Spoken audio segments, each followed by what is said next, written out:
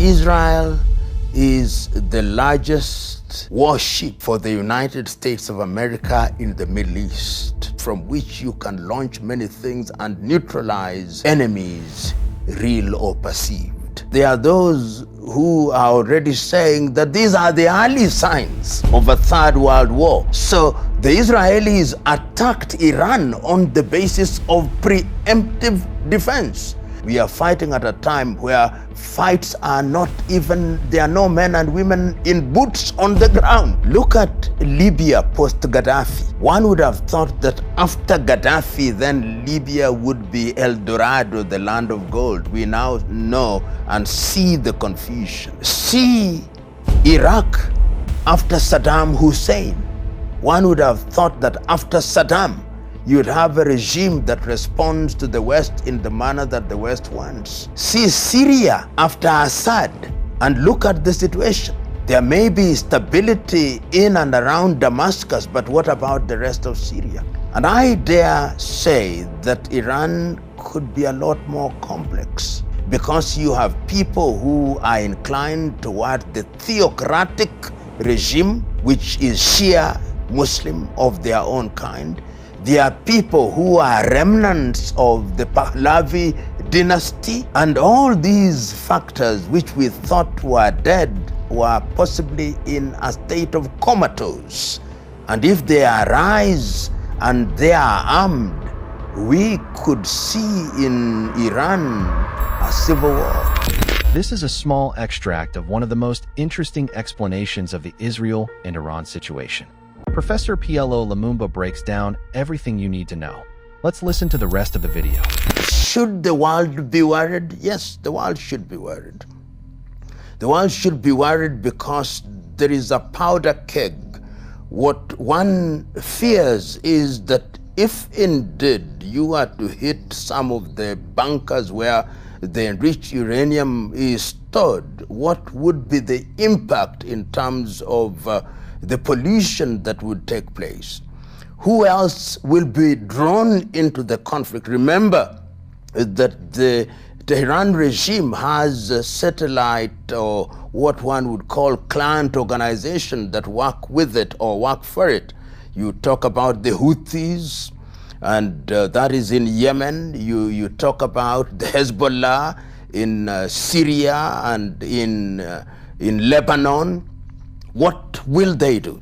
If you look at Iran, the Iran that we know now, we've got to go back to the 1920s when the Reza Pahlavi family became the dominating dynasty, until the Reza Pahlavi was removed in 1941 by the Allied powers, the British and the Soviet Union, for being not willing to do their bidding. But he was then succeeded by his son, Mohammad Shah Reza Pahlavi, who liberalized Iran in many ways and who was very compliant with the West. And of course, that then led to the emergence of the Ayatollahs, and culminating in the 1979 emergence of the Ayatollahs and the abolition of the Pahlavi dynasty. And something begins to happen at that time, because the Ayatollahs come in with a theocratic regime which clearly states that they do not recognize the state of Israel, and that in fact the state of Israel must be wiped off the surface of the earth. And they say that this Zionist regime must actually go. So that is the official stated position of the Iran regime, or the Tehran regime. And the fact that then they started enriching uranium, almost reaching weapon grade enrichment, then raised alarm, particularly in the United States of America and in Israel. And the argument that is being put forth by the Netanyahu regime is that they have credible evidence, or that they had credible evidence that the Iranians had crossed the red line in terms of enrichment, and that they cannot allow the regime to have a nuclear weapon. It is instructive that at the time when the attack on Iran took place, there was a diplomatic effort, or there were diplomatic efforts which were being mediated in Saudi Arabia and within that particular environment, with a view to convincing the Iranians that they ought not to use the uranium for non-peaceful purposes. And to the casual observers, like all of us, we thought that they were going on very well. At least when you listen to the President of the United States of America, one took the view that the negotiations would give birth to a result which would be acceptable to all, and the International Atomic Energy was supervising. But for some reason, in what in the eyes of many appears to be a unilateral decision by the Israelis, but what we now know, had the nod of the United States of America, there is a conflagration which has resulted in a tit for tat, and which is affecting populations. We have seen in the last one week the Israelis saying that they now have air domination over the whole of Tehran. We have seen the use of hypersonic missiles which have hit Tel Aviv and have hit Haifa. And for the first time, we see a disruption of normal life in Israel, which had not taken place during the conflict in Gaza, and even when the Houthis were launching their ballistic missiles from Yemen. And one can also not discount what is being heard in the grapevine, that the North Koreans have said, we are ready to help. The Chinese are also said to be said, we are ready to help, even if it is in a subterranean manner. And the United States of America thus far has not entered into the conflict directly, but we know that their military assets are moving closer and closer to the theater of war. So if those are the early signs of a war that is big, of course I'm one who is slow to use the term world war, but there are those who are already saying that these are the early signs of a third world war. But I would be much more hesitant, because one can see that there are voices in different parts of the world that are calling on Israel and calling on Iran to step back and ask themselves what value is going to be achieved if the conflagration continues in the manner that it is.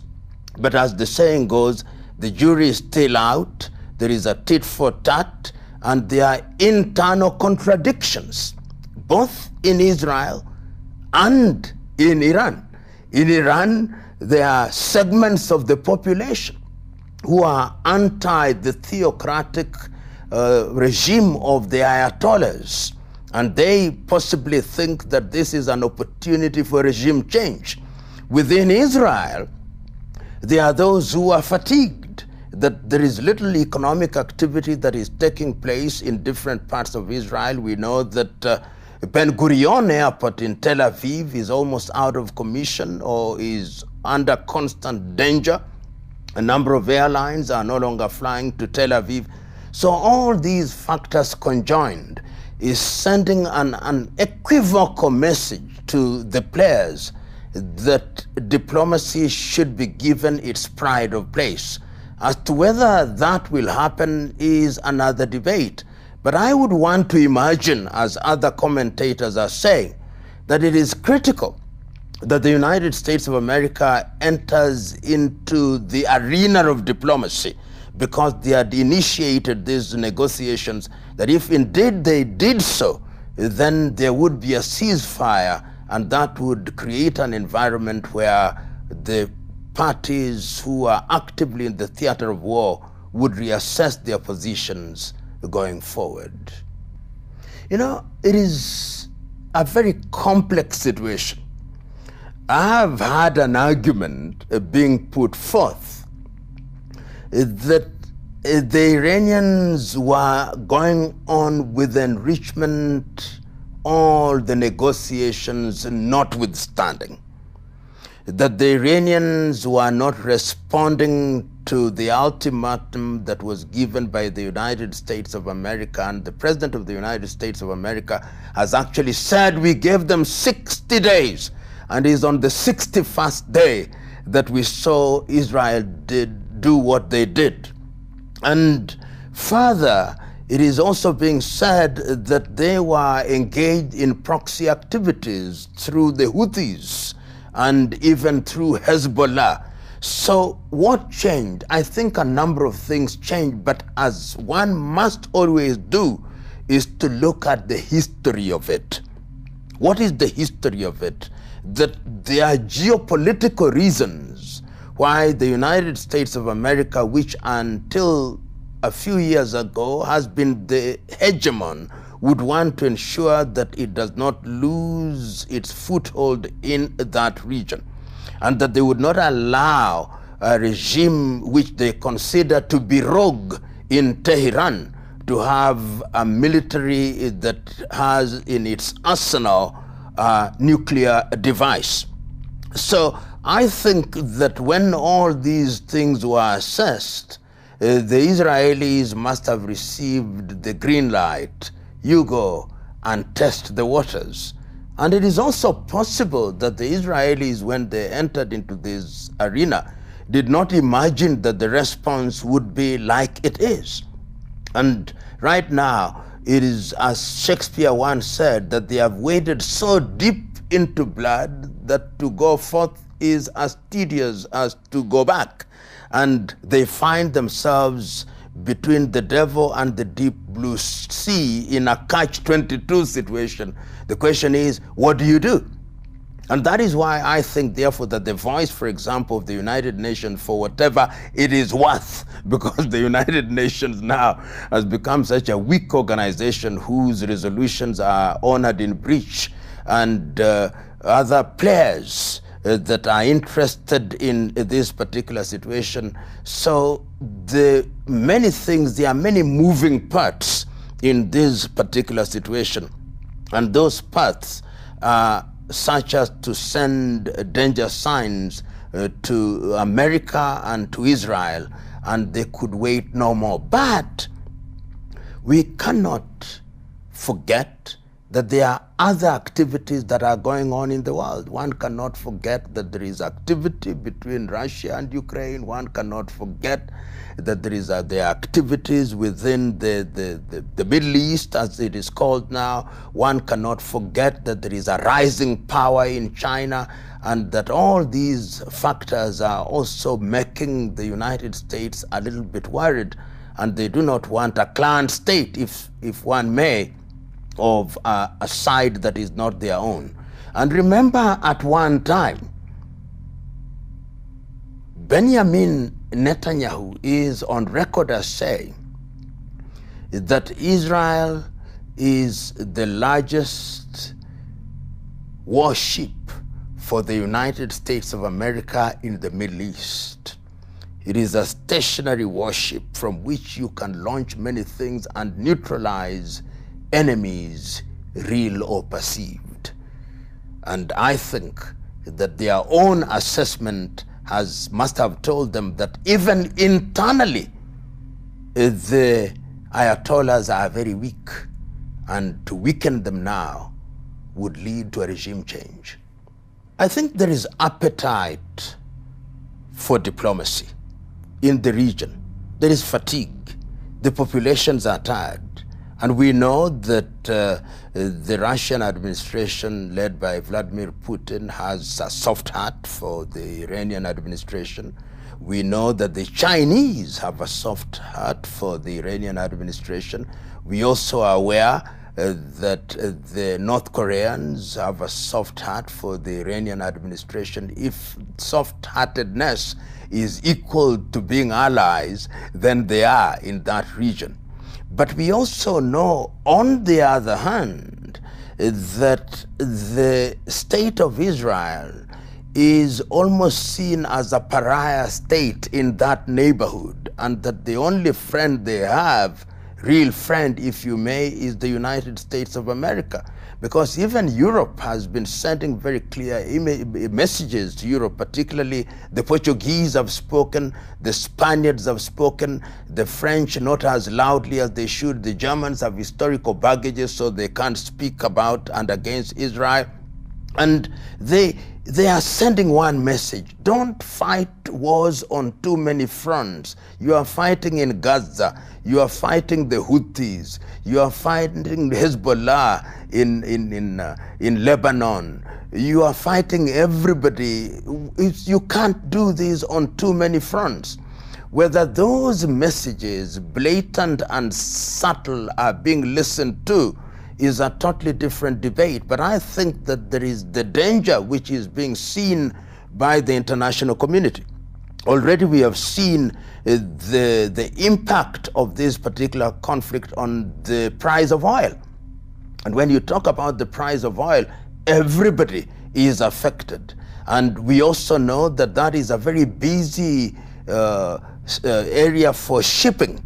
So that in terms of the economic impact, the insurance companies all over Europe are beginning to suffer, and the international value chain and food chain, if you may, is being disrupted. So for all those reasons, you can see that there is appetite to ensure that there is a diplomatic solution. You can see the Saudis are making their voices heard, the Qataris are making their voices heard, and all reasonable commentators are sending one clear message: really, let's not continue with this. It can't be resolved otherwise. The situation in the Middle East, and particularly in the context of what is happening now, is dicey. And it is true that from a military perspective, at the end of this particular exercise, when and if there is a ceasefire, commentators will say, but Israel has won anyway. But it is Pyrrhic victory. The cost of that victory, in my view, will be too high. Too high in what sense? Too high because you live in a neighborhood where everybody wants to strangle you. You live in a neighborhood where you cannot do business with your immediate neighbors. And that is not the kind of neighborhood that one wants. It is already a tough neighborhood, even without the war. But remember now that you have a neighborhood where your internal population, you have Hamas, whether you have killed all their leaders, children and women and families have been wiped out, and they exist for only one reason: revenge. You now have an extended enemy outside 1,000 kilometers away in Iran. You have enemies in Yemen. You have enemies in Saudi Arabia. So it will be, as I've already indicated, a Pyrrhic victory whose cost is too much. And one would have thought, for example, that this was the period for rapprochement, particularly with the new administration in Syria, which administration was already beginning to say that we are going to normalize our relationship with Israel. One would have thought that that would be the direction that the entire Middle East region would take towards Israel. One would have thought, for example, that in the context of the negotiations between Iran and the United States of America, the Iranian administration would have been persuaded to recognize the state of Israel and to drop this approach where they said that they must wipe Israel off the face of the earth. So all those things only tell me one thing: that the cost of victory, however defined by whichever side, is too expensive and will create an environment which will live with us for generations and generations. When you listen, and I'm a keen listener of both Western press and Western commentators, and on the other side, the Eastern, and there is one thing that must always be remembered, that the conceptual West always drives the narrative. The major news outlets that are listened to by most of the world, whether it is Bloomberg or CNN or Radio France or Radio Deutsche Welle or Sky or BBC, have only one narrative, and that narrative is that they are good and bad guys, and that we are the good guys. We are the ones who should define morality for the world. What we say is good, what we say is bad. So when we say that the Russians are bad, then the world should simply say, yes sir, yes madam, they are bad, very bad. But they have short and selective memories, because they must remember, in the case of Russia, for example, that in 1990 they say not an inch more. But they have now conveniently forgotten that. They have forgotten it in their spaces of power, in their analysis, in their writings, and they now ask the question, well, where was it written?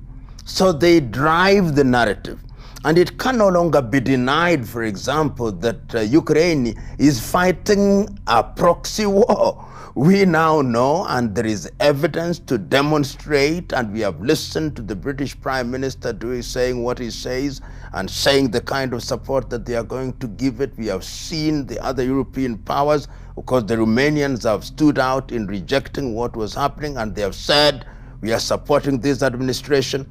And I have no doubt in my mind that they share intelligence with the Ukrainians. So all those factors must be seen in the historical context, that the world from a Western perspective was always bad guys and good guys, and they are the good guys. And of course, if you don't play ball, then you are the bad guys. Israel, on the other hand, must be seen in the context of the Balfour Agreements in 1900s. And you remember, somebody once said that all the problems of the world are actually traceable to the British. When in 1948, the Israeli state as we know it was created, it would have been easier at that time to actually create two states, a Jewish state and a Palestinian state. But the decision was made that they were to create this Jewish state, and we know what happened with the Nakba. And after that, we know the activities that took place leading up to the Oslo Accords, where it was agreed that there would be a two-state solution. The two-state solution is no longer on the table. And Israel has been marketed and depicted as the bastion of democracy in what is otherwise an ocean of feudal monarchies and dictatorships. And therefore Europe, or rather Israel, is seen as this beloved country. And the Israelis themselves have not hesitated to go back to history and to go back to the Torah and say that we are chosen of God. And because we are chosen of God, we are different, we are unique. And because we are unique, we must be treated differently. And America, which has underwritten the state of Israel from its creation in 1948, has reinforced this, so that the Israelis actually believe that they are special. They believe that they can do no wrong. They believe that they are God-guided. So when you are dealing with the people who believe that they are undertaking a divine mission, then the first casualty is logic. And when logic has been sacrificed at the altar of mysticism, then your journey is very short, and your reasoning is also not given any space at all. Your reasoning has the chance of a snowball in hell, and that is where we find ourselves. And lastly, you must also remember that we are dealing with a Western world whose power and influence is diminishing. Like it or not, it may take many years, but the global South is awake, and that global South is saying that the time is now for us to be heard, and heard clearly. The demography of the world is changing. Europe is becoming older and older population, and they are scared. They are scared. That is from a Western perspective. If you ask many Africans, many in the African continent, they are casting their lot with Vladimir Putin. They are saying that Putin is simply using the same thing that the Israelis do, because the Israelis gave birth to this concept of preemptive defense. It is exactly the same thing that Putin said. I'm defending our country preemptively, because if I don't, we will be attacked sooner rather than later. So the Israelis attacked Iran on the basis of preemptive defense.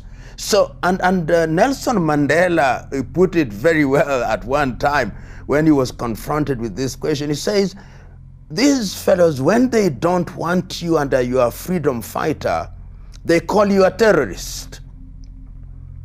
And yet, the truth is, all freedom fighters are labeled terrorists, because the Western world long recognized if you want to kill a dog, you give it a bad name, then you proceed to kill it.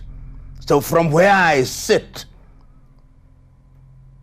there is nothing that is happening that is bad from Russia. The only thing is we must agree, war is a bad thing. It is a bad thing because young men and women die. It is a bad thing because everybody suffers, both those who are wronged and those who have committed the wrong. So nobody really wants war. War is last resort. And if you asked any of these war generals, their preferred position is, let us never get to war. But don't listen too much. Let us not listen too much to Western analysts whose only agenda is defined by one thing. We are good, they are bad. And if we say they are bad, say yeah. And we say they are good, agree with us. That kind of approach has no place in the civilized world. You know, the Israeli conflict with Iran, and the fact that there is a deafening silence from the West, and which is actually complicit, takes away their high moral stance that they had with regard to the war between Russia and Ukraine. The same arguments are no longer available to them. And in the last 1 week, when the Israelis have been jousting with the Iranians, you no longer hear as loudly as it was that the Russians are bombarding Kiev. In fact, the conflict between Russia and Ukraine is no longer occupy acres and acres of space in the newspapers as it was 2 weeks ago, because it has taken away the moral argument that the conceptual West had. And that is why you can see now they are a little bit slow to judge, or even if they are doing so, they are not doing it as loudly and as boldly as they were doing, which is good. It is good because it is creating an environment where, in fact, all combatants, all parties who are involved in conflict can be brought to the negotiating table. It is a bad route to take, but I think it is the route that has been taken. And sometimes there is a storm before the lull. I hope and pray that this storm between Iran and Israel is the storm that will create a lull which will lead to peace, even if it is merely a modus vivendi where people live and let live without permanent peace. It will be good for the world to reassess, and to reassess the institutions that were created after the World War II, to look at the UN Charter again, to look at the architecture of the United Nations again. I think for the first time since the World War II, all these institutions are being reassessed. The International Court of Justice, the International Criminal Court, all these are now under scrutiny, because it would appear to me that the 21st century and the conflicts that have arisen require different approaches going forward. We are fighting at a time where fights are not even, there are no men and women in boots on the ground. Drones have taken space, ballistic missiles. How do you prosecute this war? How do you deal with it in the context of the instruments that we have, which were created after World War II? Many questions, begging many answers, and it will take bold people, bold leadership at the political level to arrive at the desired destination. The question as to what could happen if the Ayatollahs are removed is one that does not lend itself to easy answers. But there are things that tell us how dangerous and how confused it could be. Look at Libya post-Gaddafi. One would have thought that after Gaddafi, then Libya would be El Dorado, the land of gold. We now know and see the confusion. See Iraq after Saddam Hussein. One would have thought that after Saddam, you'd have a regime that responds to the West in the manner that the West wants. See Syria after Assad, and look at the situation. There may be stability in and around Damascus, but what about the rest of Syria? And I dare say that Iran could be a lot more complex, because you have people who are inclined toward the theocratic regime, which is Shia Muslim of their own kind. There are people who are remnants of the Pahlavi dynasty.